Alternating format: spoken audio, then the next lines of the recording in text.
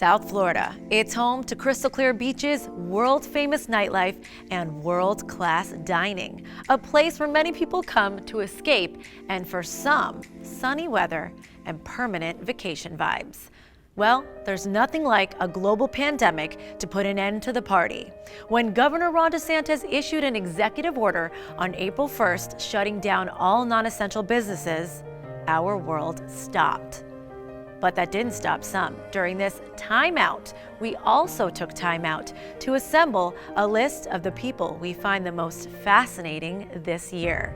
So as we prepare to close the door on 2020, let's take a look back on a few incredible South Floridians, some who made the news across the nation, and some who simply make us proud. They have each found a way to leave an eternal footprint in the fabric of our beloved South Florida and beyond. I'm Kavita Channe, and this is our 7 most fascinating people of South Florida. Miami's nightlife scene conjures images of sex, money, and wild times. Not necessarily a place for a child, but as a teenager, Michael Capponi was at the center of it all, building up South Beach's late-night entertainment.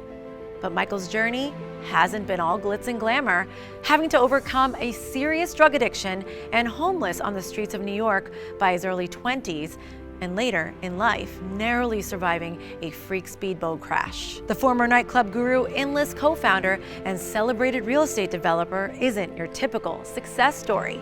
He not only turned things around for himself, he works tirelessly to improve the lives of others through his expansive humanitarian work in our community and around the globe, which is why he makes our list of the 7 most fascinating people of South Florida. Well, I always say that if you ask me what's the worst thing that ever happened to me in my life, I would tell you that, I lost everything at a really young age. I had a major drug addiction, had brain tumors, I crashed and burned, I lost my dad, like all in this small, short period of time. And if you ask me what's the best thing that ever happened to you in your life, I'd say the exact same thing. You moved from Belgium to Miami when you were 6 years old. When I first got here, everybody made fun of me. I was like a little French boy, and I was dressed differently. And What were your parents like? my father was a world champion swimmer. He swam the English Channel twice and had restaurants and nightclubs, actually. And my mom was an interior decorator, worked with my father. You were in British Vogue as the who's who in Miami at 19 years old. And you also had a cover story, Miami New Times, I think it was early 90s, where you had said that being in the nightlife as a promoter was like being on a tightrope. Explain that. Mickey Rourke back then was one of the big celebrities of that epoch, that era. And I remember when I got like that New Times article or something, he pulled me to the side and he said, "Let me tell you something. Don't ever believe your own press." He's like, because you'll see, it'll be the end of you. It comes a time when there's so much attention on you that you just lose your mind. We were always experimenting with cooler drugs when we were young, mushrooms and LSD and things like that. And then heroin came along, and it was something that I tried, and I think probably within 6 months to 9 months, I developed a major addiction. Weren't you homeless at one point in New York? While I was in New York, I ended up spending like 45 days basically, pretty much homeless and staying in like little, street hotels and things like that. In the winter? Surviving, in a blizzard.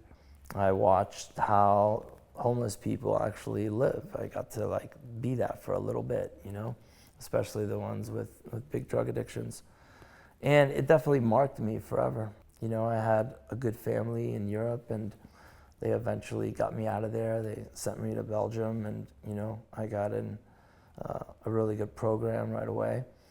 And from that moment on, I never, ever, ever touched the recreational drug. I mean, when I came back, I was really welcomed. Everywhere I went, I would, I had barely any money, and I'd go to a restaurant. People were like, "Oh, it's okay. We love what you did for Miami," And everyone was comping me, and everyone really like helped me get back on my feet.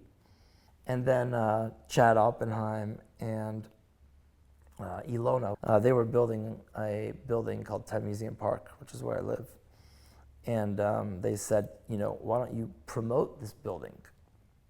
And I was like, well, it's going to be hard for me to promote it if I don't have any stake in it, because otherwise, So we figured out something, so they made me like a co-developer on the brochure. We sold the building out in 9 days. So from there, I got a little bit of money, and I invested in some real estate. The first thing I did is do a giant fundraiser, and that was like my comeback project for the victims of the Kosovo relief.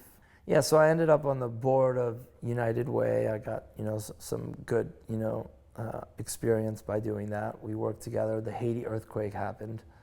Something happened to me on that trip that was like extremely profound. It was very, very heavy. What was it about Haiti?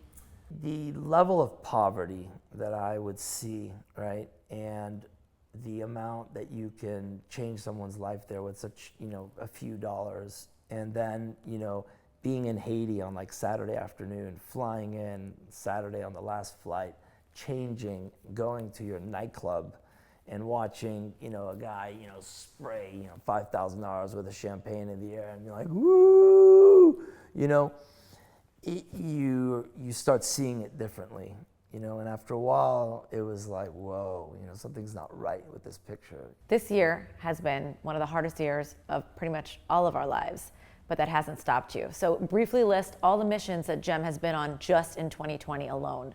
So we started with the Australia wildfires. We went to 3 different states throughout the whole entire country, driving everywhere, distributing cash cards, which is a program we have through Bethany Frankel's, Be Strong. As soon as I got back, there was these tornadoes that went through Tennessee.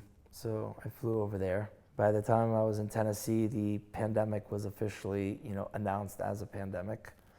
And we came back to Miami, and Bethany and I started working on, a really major initiative for COVID. Then there was this, all the riots and everything that was happening. We felt bad for some of the lower income business owners, right, that like got their businesses destroyed.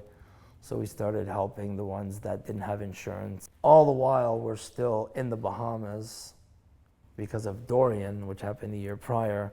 And we had committed to rebuilding about 200 homes there and rebuilding 3 schools. What's the biggest misconception about you? I think people evolve, but sometimes your public image may not, catch up to you, right, in the same time that you want it to be, right? So there's still many people out in Miami that are like, oh, Michael Capponi, oh yeah, hey, did you just wake up at noon now? How's the nightclubs? Ha ha ha. You do have a new love in your life, Zoe Robbins. So tell us how you guys met. Fate. Zoe's incredible. We met at the Make-A-Wish ball last year. And her mom actually introduced us. We had met before. We spoke for a few hours, and her mom told her in the car on the way back from Make-A-Wish, you're going to marry him, you'll see. And then Zoe and I met the next day, and then we've been together ever since. You have done so much, but you're still so young. You're only 48, right? You're in the prime of your life. So what's next for Michael Capponi? To be really good at something, you really need to focus on it, at least with the way my mind works. So I kind of walked away from the private sector for this time period, and I want to build up, GEM to being, one of the world's largest disaster orgs, which I think we're doing a pretty good job of it.